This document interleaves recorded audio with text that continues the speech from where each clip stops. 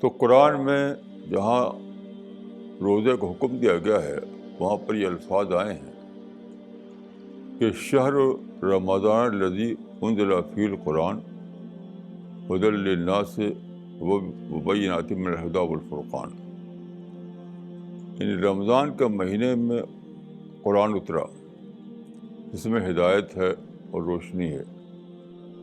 تو اس مہینے میں یعنی رمضان کے مہینے میں تم روزہ رکھو. یہاں پر سوچنے کی بات یہ ہے کہ رمضان کا اور قرآن کا تعلق کیا ہے.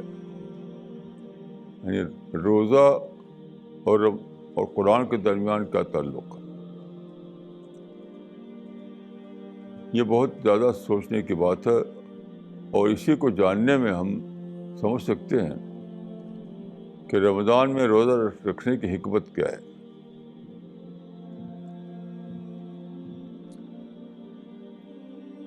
دیکھیے، اس کا جواب اس سے معلوم ہو سکتا ہے کہ آپ قرآن کو پڑھیں.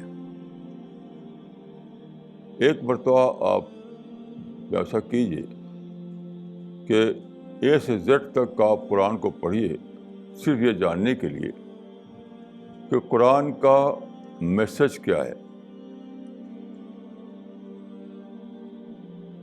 تو آپ پائیں گے کہ قرآن میں سارا جو زور ہے وہ ہے یہ کہ قرآن انسان کے مائنڈ کو ایڈریس کرتا ہے. سسٹم کا اس میں کوئی ذکر ہی نہیں. آج کل بڑی دھوم ہے، یعنی عرب سے لے کر عرب کنٹریز سے لے کر نان عرب کنٹریز تک ہر جگہ اسلامی نظام، اسلامی سسٹم، اسلامی حکومت، اسلامی قانون، دھوم مچی ہوئی ہے.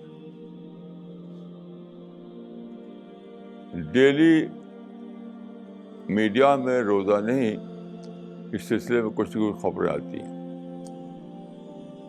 لیکن اس قسم کے اسلام کا، یعنی اسلام کی اس ایڈیشن کا قرآن سے کوئی تعلق نہیں.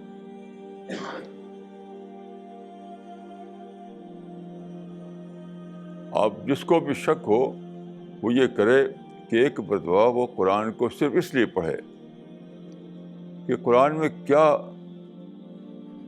اسکیم بتائی گئی ہے. تو سارے قرآن میں آپ دیکھیں گے قرآن انسان کے مائنڈ کو ایڈریس کرتا ہے. وہ یہ کہتا ہے کہ سوچو،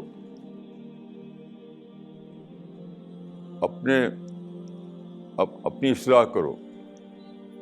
یعنی انڈیویجول بیسڈ ہے سارا قرآن کا میسج، سسٹم بیسڈ نہیں ہے. سسٹم بیسڈ نہیں ہے.